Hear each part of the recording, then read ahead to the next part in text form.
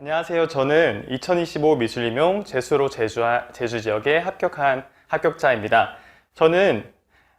저에 대해서 간단히 소개를 해보자면, 저는 초수 때 컷에서 마이너스 0.33점 차이로 공립 1차에서 탈락을 했고, 운이 좋게도 2순위였던 사립에 붙었지만 사립의 경우 최종 2인에서 탈락한 경험이 있습니다.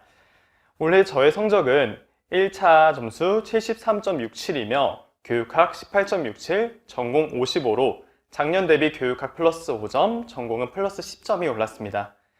제 합격 수기는 초수와 재수 시절을 토대로 제가 느낀 점을 작성한 것이며, 도움이 되는 부분은 참고용으로만 보시면 되겠습니다.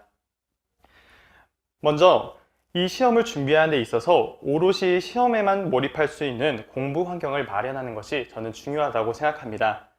대부분의 시험이 그렇듯이 이 시험은 개인이 처한 어려운 상황까지 배려해주지 않습니다. 그렇기 때문에 제가 시험 준비에 앞서 필요한 부분 3가지를 정리하자면 다음과 같습니다. 먼저 첫 번째로는 금전적인 부분입니다. 노량진 자치기준 한 해 필요한 금액은 제가 계산해 봤을 때 2,000에서 2,500만 원 정도가 듭니다. 아무래도 미술 특성상 2차 비용이 많이 들기 때문에 들어가는 금액이 생각보다 많이 듭니다. 그렇기 때문에 저는 재수까지 대비해서 대학교와 대학원 다닐 때 남들이 꺼려하는 일까지 가리지 않고 하면서 돈을 모아서 노량진 생활을 했습니다. 제가 모은 돈으로 수험 생활을 하다 보니까 이게 앞자리 숫자가 바뀔 때마다 경각심이 생겼던 것 같습니다. 두 번째로는 최소한의 인간관계입니다. 시험을 준비하기로 마음을 먹었다면 사람들과의 만남을 최소화하고 신경 쓰일 요소를 최소화했으면 합니다. 저는 시험 기간 동안 결혼식, 장례식과 같은 경조사 제외 지인을 단 한 번도 만나지 않았습니다. 또한 가족과의 만남도 최소화했습니다. 소중한 사람들은 알다시피 잠깐 시간을 두어도 전혀 관계에 문제가 없다는 점 다들 아시죠? 그렇기 때문에 저는 최소한의 인간관계를 두었으면 좋겠습니다. 마지막 3번째로는 시험 자격에 필요한 것은 미리미리 준비했으면 합니다. 예를 들어서 졸업, 교원 자격증, 한국사 등 시험 자격에 필요한 것은 반드시 미리 준비하시길 바라겠습니다. 이어서 제가 교육학에 대해서 말씀드리겠습니다. 교육학은 조금 짧게 이야기를 하자면, 저는 초수 때는 강의에 좀 맹신하는 편이었고, 재수 때는 강의의 의존도를 좀 줄이고 제가 2 강사의 모의고사를 활용했습니다. 교육학 이론 강의에서는 강사별로 중요하다고 여기는 부분은 조금 다를 수 있지만, 전체적으로 이론으로 다루는 내용은 사실 강사별로 크게 다르지 않습니다. 그렇기 때문에 자신에게 가장 잘 맞는 강사를 택하고 상반기에는 내용을 이해하는 데 초점을 두는 것이 중요합니다. 물론 암기는 빠르면 빠를수록 좋습니다. 하반기에는 수강생이 가장 많은 2 강사의 문제풀이를 접하면서 시험에 대해 유연하고 확장적인 사고를 할 수 있었습니다. 아무래도 수강생이 가장 많은 강사를 선택을 하면은 이게 내가 모르는 문제가 나왔더라도 다른 학생들도 이 문제에서 지금 당황하고 있겠구나 하면서 초조하는 그런 불안이 더는 것이 있기 때문에 저는 수강생이 가장 많은 2 강사의 문제풀이를 접했습니다. 그렇다고 해서 제가 강의를 다 들은 것이 아니라 강의를 듣는 시간은 시험에 가까울수록 줄였고, 이해하기 어려운 문제를 제외하곤 강의를 전혀 듣지 않고 함께 해주는 유인물을 통해서 혼자 학습했습니다. 그리고 재수하면서 느낀 건데, 초수 때 나름 교육학에 대해서 나는 많이 외웠다고 생각을 했는데, 재수 때 다시 공부를 해보니까 제가 청킹 정도로 간단한 키워드만 많이 암기를 했지, 사실 이 내용이 어떤 곳에서 다루고 있고 이 내용은 또 어떤 곳에서 다루는지에 대해서는 정확히 모르고 있었더라고요. 그래서 이 내용은 각각 어떤 문제로 나오기엔 좋고 또 학교에서는 어떻게 적용되는지 한번 생각을 하면서 이 개념들을 이해하다 보니까 이러한 어떤 문제가 나오더라도 확정적으로 사고하는 것이 가능해졌습니다. 특히 다양한 문제풀이를 하면서 이러한 능력을 터득할 수 있었던 것 같습니다. 그 다음은 전공 학습 방법에 대해서 말씀드리겠습니다. 먼저 학원 관련해서 전공 관련 학습법 7가지를 준비를 해봤습니다. 제가 초수랑 재수랑 가장 큰 차이를 두자면, 초수 때는 전부 직강으로 컬이 그대로 따라갔고 학원에서 짜주는 스터디만 진행했습니다.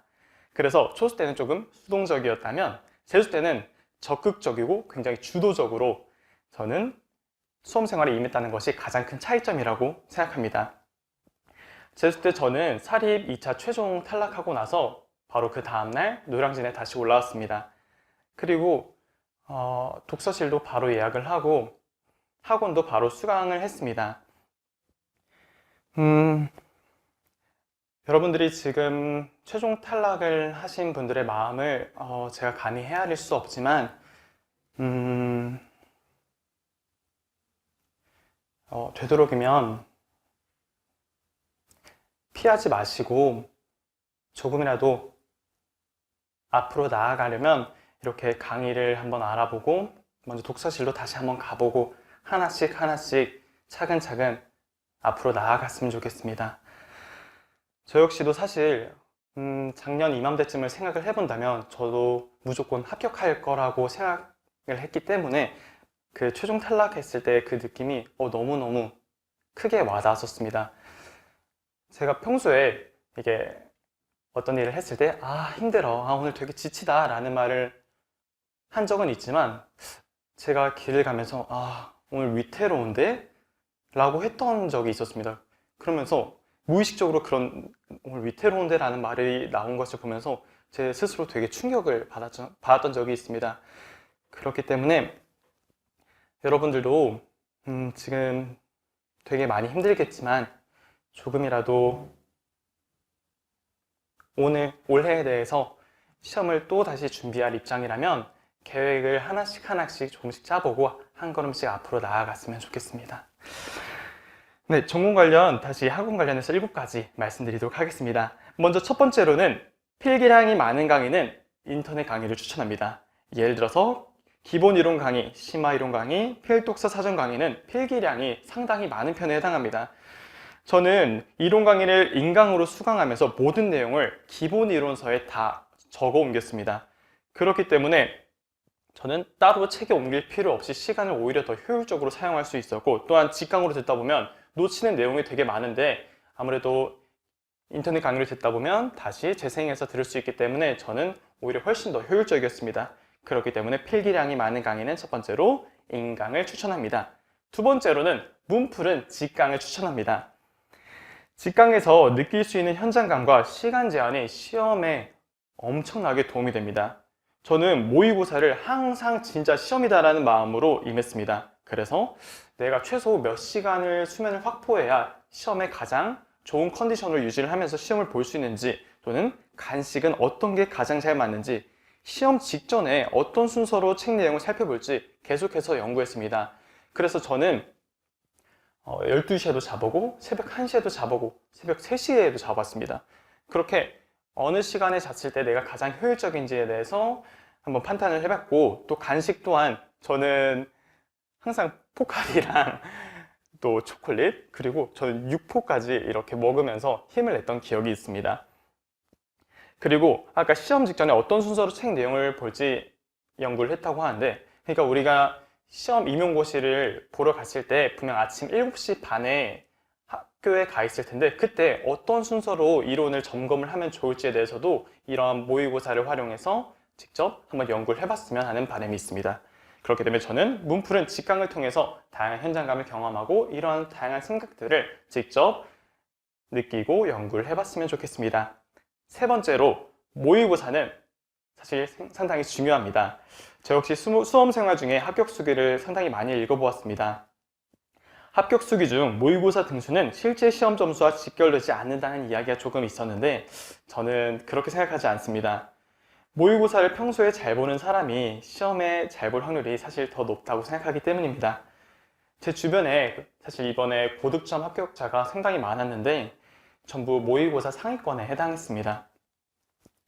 저는 오히려 모의고사 점수가 잘 안 나왔다면 모의고사 점수를 부정하고 좌절하기보다는 자신이 자주 틀리는 부분을 반드시 분석하고, 오히려 시험 전에 내가 이렇게 많이 틀릴 수 있음에 감사함을 느끼고 오히려 나는 시험 때는 절대 이렇게 틀리지 않아야지 라는 생각을 할 수 있었으면 좋겠습니다. 그리고 물론 모의고사와 상관없이 고득점을 받았던 선생님도 주변에 충분히 있었습니다. 네 번째, 이왕 가는 직강이라면 일찍 가는 것을 추천합니다. 저는 직강에서 아침 7시 맨날 앞자리에서 맨날 항상 맨 앞자리에 앉아서 수업을 들었었습니다.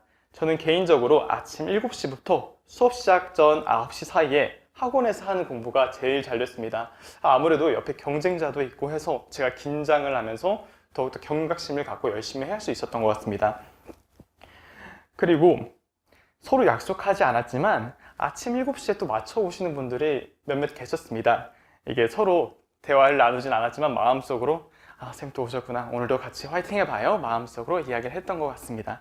그리고 시험 직전에 이제 마지막으로 서로 시험 꼭 잘 보세요. 화이팅 하면서 서로 응원했던 기억이 납니다. 그렇기 때문에 저는 이왕 가는 직강이라면 일찍 가는 것을 추천드립니다. 다섯 번째로는 반드시 질문해야 합니다. 그날 강의에서 모르는 내용이 있다면 반드시 질문하고 가십시오. 분명 선생님만이 아니라 다른 분들도 같은 부분에 대해서 의문을 가지는 분이 있을 수 있고, 또한 질문 순서를 기다리던 중에 다른 사람이 질문하는 내용을 들으면서 모르는 정보를 알 수도 있습니다.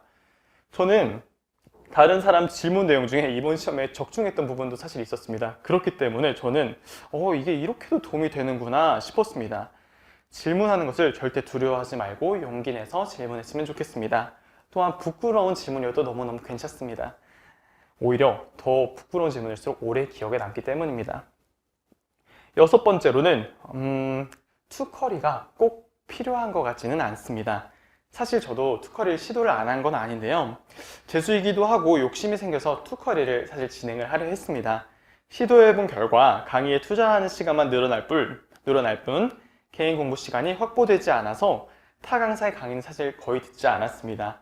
이번에 윤진쌤이 위상 강의에 투입됨으로써 확실히 강의 내용이 좀 더 풍부해지고 완성형에 가까워졌습니다. 그렇기 때문에 저는 위상 강의를 듣고 계신다면 절대 내용이 부족하진 않을 거기 때문에 저는 한 커리만 해도 충분하다고 생각합니다. 마지막 일곱 번째는 스터디를 적극 활용하는 것입니다. 저는 재수 때 가장 먼저 시작했던 스터디는 바로 온라인으로 기출문제 스터디를 진행했습니다. 초수 때는 사실 기출문제의 중요성을 크게 느끼지 않았습니다. 하지만 기출문제 스터디를 통해서 2014년부터 2024년의 내용들을 여러 명이 공유함으로써 기출문제에 대해 새롭게 접근이 가능했고, 가져가야 할 부분이 어떤 것인지 또는 문제 유형은 어떻게 바뀌어 나가고 있는지 파악할 수 있었습니다. 또한 기출문제 스터디를 하면서 제가 이걸 미리 했으면 초수 때 반드시 합격했겠구나 라는 생각이 들었습니다. 뭔가 제가 생각했을 때 이론 공부가 임용고시를 만약 요리 대회로 가정해 본다면, 이론 공부는 요리 대회를 위한 재료 준비라면 뭔가 문제풀이 또 기출문제를 풀어보는 것은 요리법을 공부하는 것과 같습니다. 그렇기 때문에 이러한 요리법을 충분히 안다면 이렇게 요리대회인 임용고시에 나가서도 실수를 할 수 있는 그러한 대부분의 것을 줄일 수 있기 때문에 저는 기출문제를 특히나 추천합니다.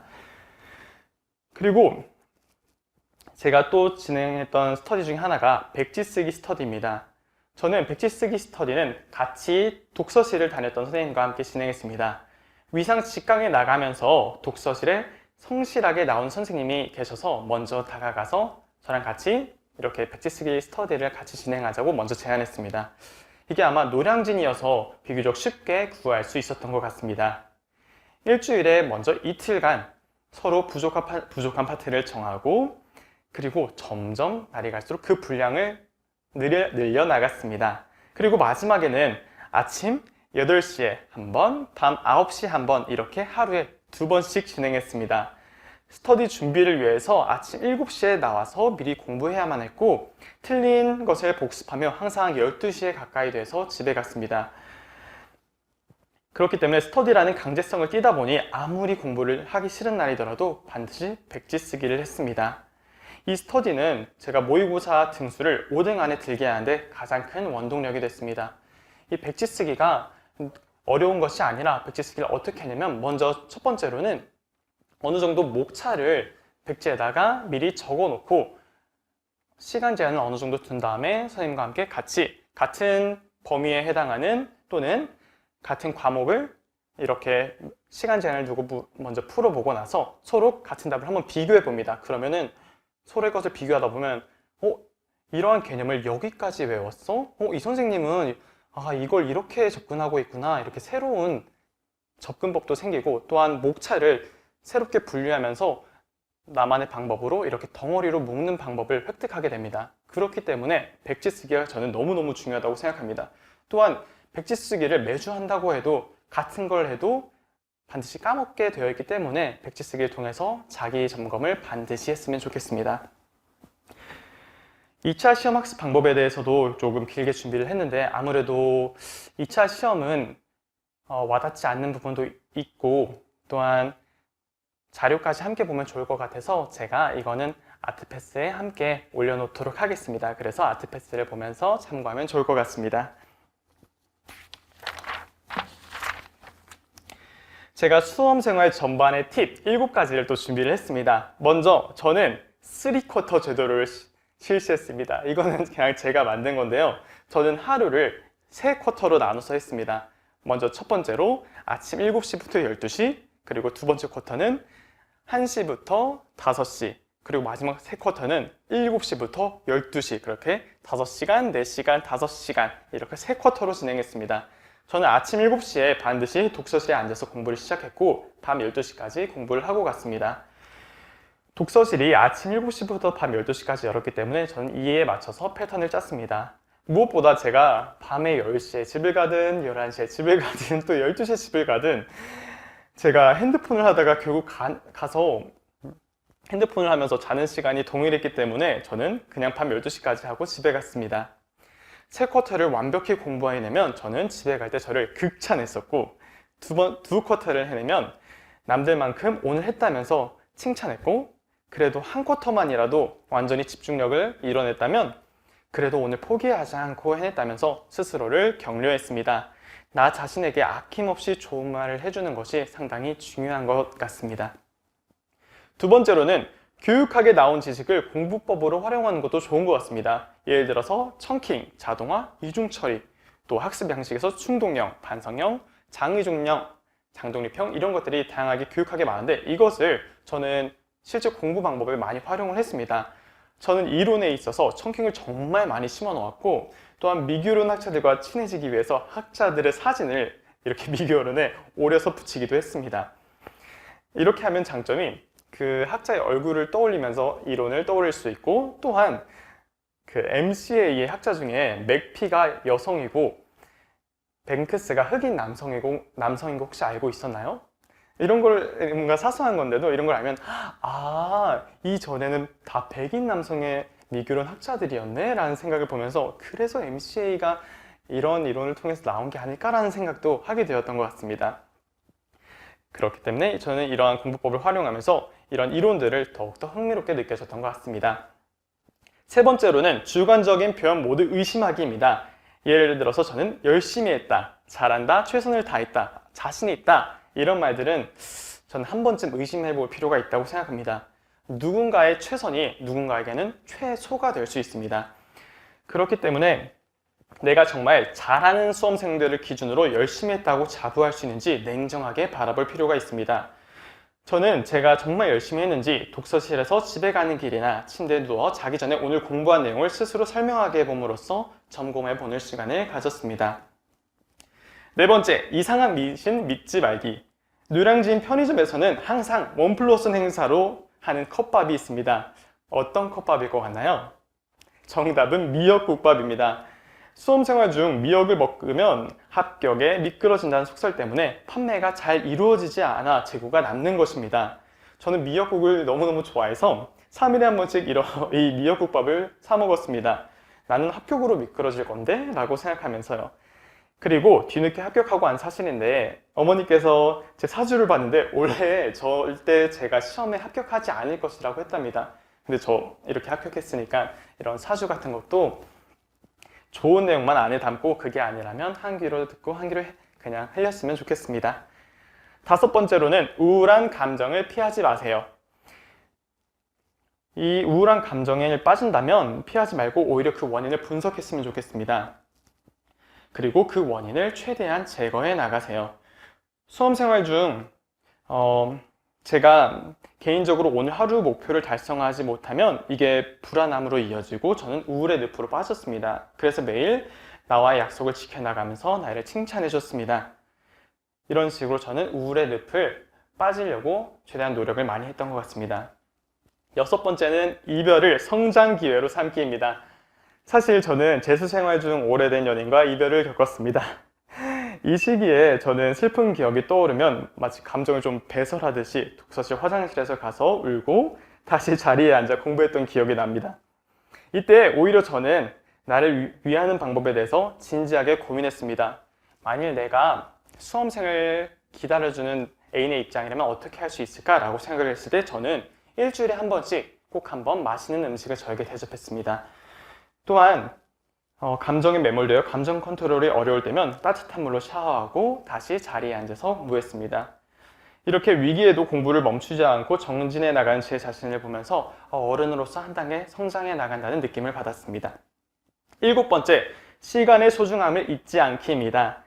수험생을 하다 보면 매일 반복되는 생활에 가끔 시간의 소중함을 잊어버리곤 합니다. 저는 사실 시험 한 달 전에 저희 할머니가 돌아가셨습니다.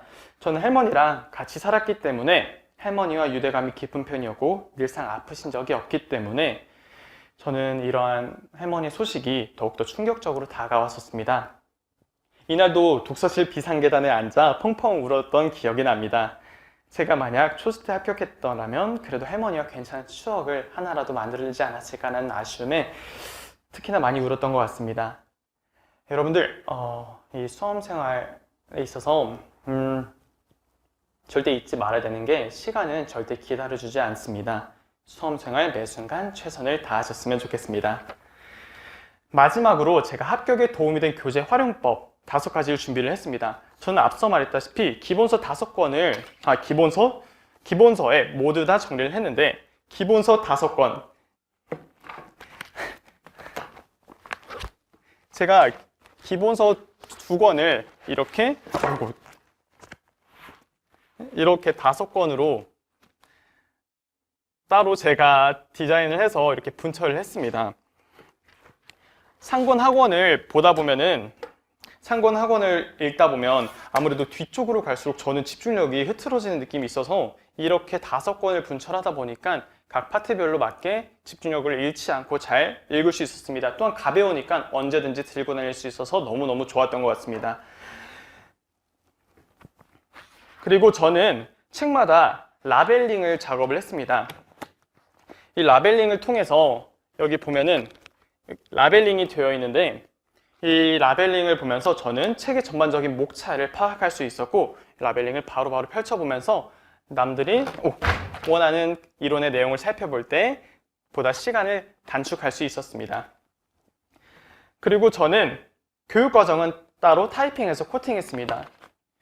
지금 이런 식으로 제가 교육과정을 표로 만들었고 또 2015랑 2022가 어떻게 달라졌는지 표로 한눈에 보기 쉽게 정리해서 항상 이걸 이렇게 들고 다니면서 밥 먹을 때마다 읽으면서 암기를 했었습니다. 교육과정 같은 경우에는 성취 기준은 저는 노래를 만들어서 암기를 했고 나머지는 그대로 통째로 암기를 하려고 했습니다. 이렇게 통째로 암기하면 좋은 점이 제가 이렇게 보지 않더라도 미술을 매개로 주도적으로 사고하고 행동하며 세계관계에서 자신을 이해할 수 있다 이렇게 바로바로 나와서 이것을 면접 때도 활용할 수 있어서 저는 되게 좋았습니다. 그리고 마지막으로 저는 형광펜을 작업을 했는데 중요한 부분은 노란색으로 하고 반드시 암기해야 할 부분은 그 위에 초록색으로 덧칠을 해서 형광펜 작업을 2번 진행했습니다. 저는 이렇게 교재를 활용하면서 기본서를 누구보다 더욱더 소중하게 다뤘던 것 같습니다. 그리고 마지막으로 여러분들한테 전하고 싶은 메시지를 하면서 마무리하도록 하겠습니다. 제가 느끼기에는 수험 생활 중에는 바꿀 수 없는 것은 받아들이는 차분함, 바꿀 수 있는 것을 바꾸는 용기, 이 둘을 구분하는 지혜가 필요합니다. 내가 선택한 길인 만큼 수험생으로서 자신이 마땅히 해야 할 일을 묵묵히 해나가셨으면 좋겠습니다.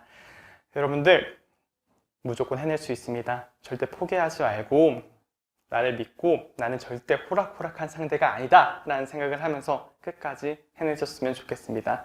제가 여러분들을 기다리고 있겠습니다. 긴 영상 들어주셔서 감사합니다.